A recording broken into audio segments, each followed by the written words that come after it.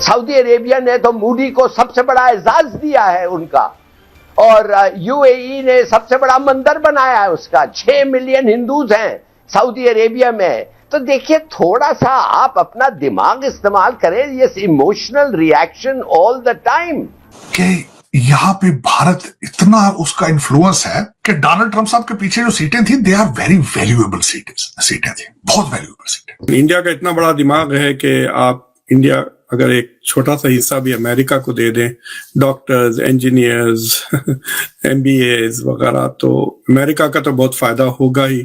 NASA में सारे Indian बड़े बड़े में आप देख लें, जहां भी आईटी सेक्टर्स में। एक तरफ आप देखें, अभी वो इंडोनेशिया के जो प्रेसिडेंट है वो उनके घर में बैठकर कह गए हैं कि उनका डीएनए इंडिया का है। उसके बाद अगले दिन ही दुनिया की सबसे बड़ी सुपर पावर और सबसे बड़ी ताकत अमेरिका के न्यू प्रेसिडेंट डोनाल्ड ट्रंप के कॉल पे उनसे बात होती है और वो कहते हैं कि जनाब तशरीफ लाइए आप। हम कहते हैं कि भाई हमारे फ्रेंड्स हैं। यहाँ फ्रेंड्स कोई नहीं होते, इंटरेस्ट्स होते हैं, और हर मुल्क अपना इंटरेस्ट देखता है। आपने कभी देखा है कि फलस्तीन के मामले में फॉर एग्जांपल कितने मिडिल ईस्टर्न कंट्रीज हैं जो कि खुल के आए हैं। जय हिंद दोस्तों, आज पाकिस्तानी भी हिंदुओं की तारीफ, भारत की तारीफ करने को आमदा हो गए हैं। दरअसल अभी तक जो भी पाकिस्तानी मीडिया मेन स्ट्रीम में बैठते थे वो यही कहते थे कि हिंदुओं ने अल्पसंख्यकों पे हिंदुस्तान में अत्याचार कर दिया वगैरह वगैरह। लेकिन आज आप देख रहे हैं दुनिया में जिस तरह से भारतीयों का कब्जा हो चुका है, तो कहीं ना कहीं पाकिस्तानी मीडिया भी अब डर रही है, कह रही है कि हमने हिंदुओं से पंगा लेकर गलत कर दिया है। आप इस वीडियो में पाकिस्तानी एक्सपर्ट्स को सुनने वाले हैं। जहां से हमारे दरिया निकलते हैं, अगर अब वो दरिया का पानी बंद कर दें, जो कि वो कह चुके हैं वो करेंगे, मोदी कह चुका है वो करेगा, अगर वो दरिया का पानी बंद कर देते हैं, क्या तब भी we should wait to negotiate? तब भी we should send out signals कि हम बात करने को तैयार हैं? कभी तो एक मौका आ जाता है when you have to pick up the weapon जो आपने संभाल के रखा हुआ है 70 सालों से। कैसे हो सकता है एग्जिस्टेंशियल थ्रेट? ये कैसे इंटरनेशनल बॉर्डर बन सकता है जब वो कहते हैं पूरा कश्मीर उनका है? यार आप तो मैं तो समझ नहीं आ रहा। Logic doesn't seem to have any impact on you people. वो कह रहा है मोदी कि पूरा कश्मीर हमारा है, और आप कह रहे हैं ये इंटरनेशनल बॉर्डर शिफ्ट कर लिया है। क्या नहीं, मैं नहीं कह रहा, ये भारत कह रहा है सर। एलओसी को देख नहीं कह रहा है भाई, आप उनके मुंह में मत डालें चीजें जो वो कह रहे हैं। वो कभी नहीं कि ये इंटरनेशनल बॉर्डर है। अभी नहीं कहा सर, अभी नहीं कहा, लेकिन अगर कह देते हैं और हमारे दरियाओं पे कब्जा कर लेते हैं, फिर we are in trouble. If my aunty was not a female, क्या होता? क्या बात करें? अगर आप सीधी बात करें कि क्या इस वक्त हो रहा है।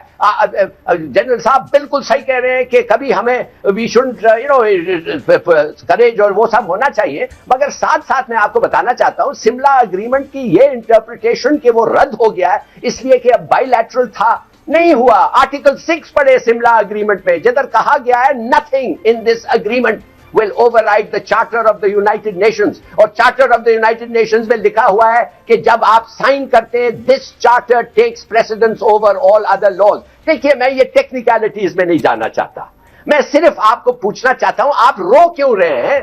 क्या हो गया? आप कहते हैं कि हमें पता था ये होना, नहीं समझो नहीं पता था तो क्या बड़ी बात है? मार्को रूबियो ओथ ली तो पहली मुलाकात वो भी डॉक्टर जयशंकर से, और उसमें बायलैटरल बातें भी हुई हैं, क्वाड के बारे में भी बातें हुई।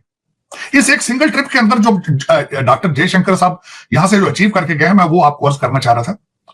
पहली मीटिंग मार्को रूबियो की ओथ के बाद डॉक्टर जयशंकर की, उनकी मीटिंग एनएसए से इसी ट्रिप में 6 सेक्रेटरीज, इस कैबिनेट जो अभी बन रही है उसके जो बनने वाले 6 सेक्रेटरीज हैं उनसे मुलाकात उनकी। फिर जो क्वाड के लिए जितने फॉरेन मिनिस्टर है उनके साथ मुलाकात उनकी। फिर अर्जेंटीना के हैवियर मिले जो उसके सदर हैं अर्जेंटीना के, उनके साथ उनकी मुलाकात। थोड़ा सा मैं बताना ये चाहूंगा कि 3-4 चीजें हैं। इन सारी चीजों तीनों को देखने के बाद आप जरा देखिएगा मेरी मादरे मिल्लत, मेरी मां के क्या फ्यूचर है। एक चीज है एजीआई, आर्टिफिशियल जनरल इंटेलिजेंस, वो उसके ऊपर तो ग्रिप हो चुकी है, वो तो कंप्यूटर ऑटोमेटिकली परफॉर्म करना है, उसके अंदर जज्बात भी डाल दिए गए, उसमें सारा कुछ डाल दिया गया है, जिसने 40, 45, 50% जाबे दुनिया की खत्म कर देनी एजीआई ने। उसके बाद अगला लेवल है एएसआई का, आर्टिफिशियल सुपर इंटेलिजेंस। हाँ, वो दूसरा दौर आज आ रहा है यहां पे अमेरिका के अंदर, और उसके ऊपर अमेरिका की ख्वाहिश है कि ये टेक्नोलॉजी बिल्कुल यहां से बाहर ना निकले किसी दूसरे कंट्री के पास, और वही सुपर पावर रिमेन होगा दुनिया में रहेगा जिसके पास एएसआई होगा। अब ये जो मैं स्टारगेट के बारे में बताना चाहता हूं, स्टारगेट के अंदर कई कंपनियों ने मिलकर ओपन चैट जीपीटी, ओपन आई, इन सब ने मिलकर इसके अंदर पैसे लगाए, नवीडिया भी इसमें आएगा, इसके अंदर अबू धाबी बैंक भी पैसे लगा रहा है, इसमें साफ बैंक भी पैसे लगा रहा है, आर्टमैन लगा रहा है। लेकिन मैं थोड़ी सी चीज बताना चाहूंगा, बनाएंगे क्या, करेंगे क्या? कैंसर की वैक्सीनेशन बनाएंगे।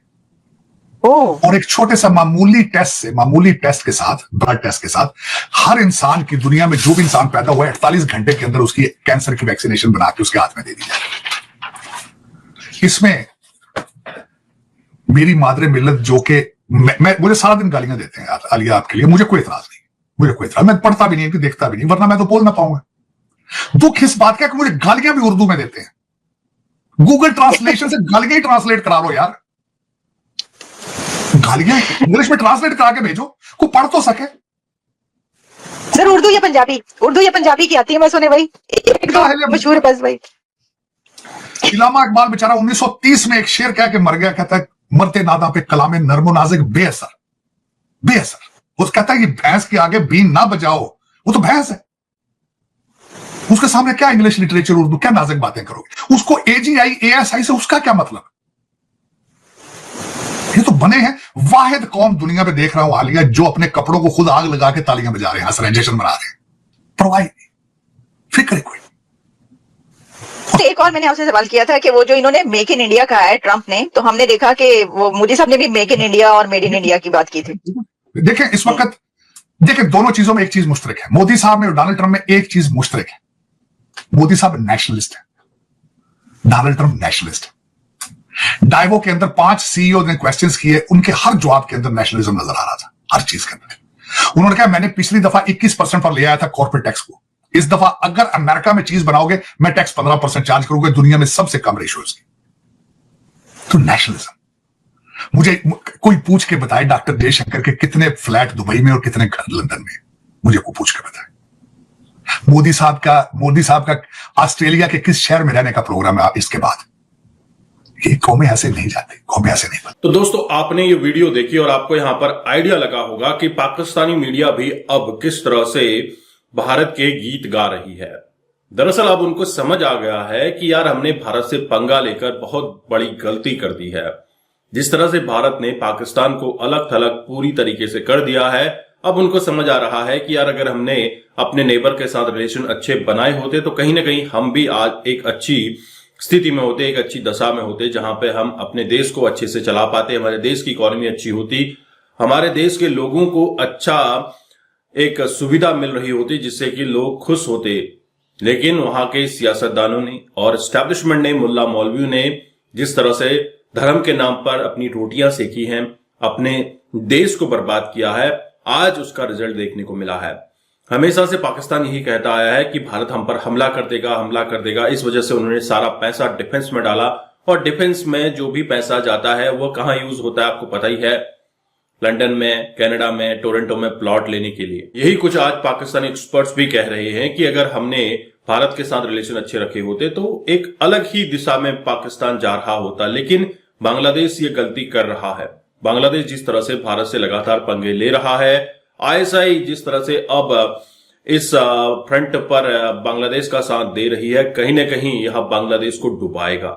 तो बांग्लादेश ने सीखना चाहिए पाकिस्तान से कि भैया भारत से पंगा लेने का क्या हश्र हुआ है। हालांकि भारत कभी किसी पर डायरेक्ट अटैक नहीं करता, बस अपनी डिप्लोमेसी से, कूटनीतिक चालों से दुश्मन को परास्त करता है।